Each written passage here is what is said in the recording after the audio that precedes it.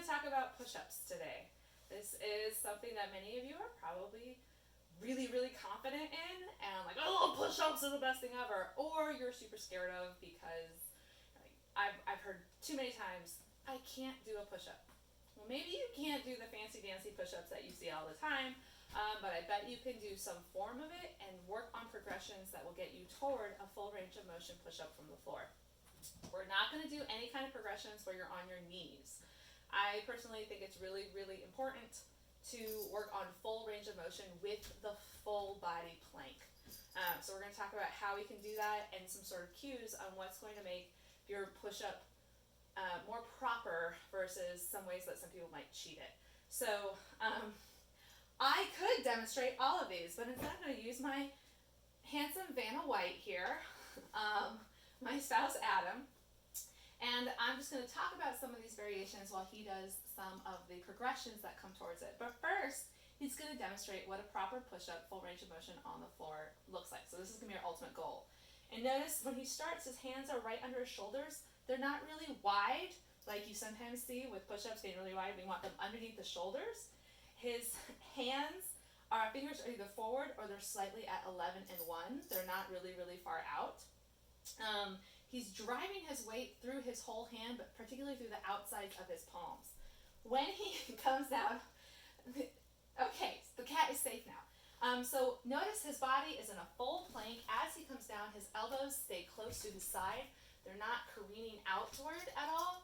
This is something we see a lot. It's one way to cheat it. You'll get your chest more into it. But it's really easy to get hurt that way. So go ahead and demonstrate a bad one with your elbows out, if you can. If you can. Yeah, that's not fun. It's not fun. So he wants his elbows as close to his body as he can. And his body's coming down in one motion. And as it comes up, it's one motion up. He's not snaking it up, looking like a cobra. He's not worming it or whatever. His butt isn't coming up first in this big pike position.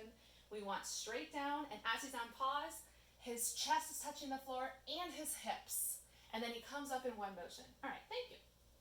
So that's what our ultimate goal is. If you could do that from the start, great. That's your push-up. If you can't, and you want to get to there are ways to progress this. And so we're going to start with the first progression. And this is just going to be doing a push-up, trying to find that same motion, but doing it against a wall. So the idea is that you're going to elevate where your hands go. And eventually you're going to bring them lower and lower and lower and lower to the floor until your hands are on the floor. So, Adam, will you please demonstrate against a wall? And this is not the best solid wall, but it would work. It has insulation, so he still has his hands shoulder width as if he were on the floor, and he's just going to pull his weight to the wall, and he's going to push away as if it were the floor. And that's it. And you can do these, and if these are as difficult, you can always bring your feet back a little bit further from the wall to make them a little bit more difficult.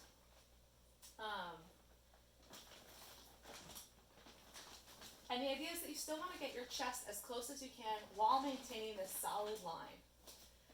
Once you've mastered that, you can go a little bit lower. So we have this stack of plates here. This is a little bit lower. This is than a kitchen table or maybe a kitchen island. You can think about that, where you would do the same thing. And don't get distracted by the cat.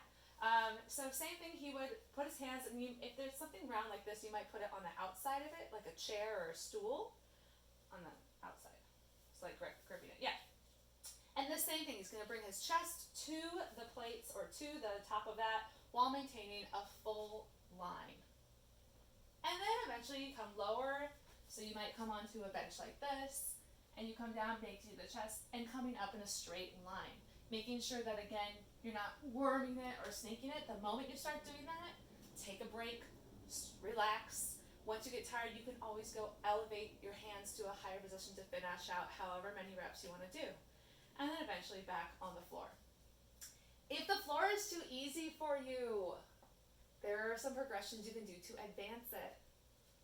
Adam, one of these progressions would be to bring your hands closer to your hips when they're on the floor. So not under your shoulders, but closer to your hips. So his shoulders will be out further over his hands, and he's still going to do a push-up the way he normally would. He'll get more triceps involved with this. Another progression would be really, really wide hands.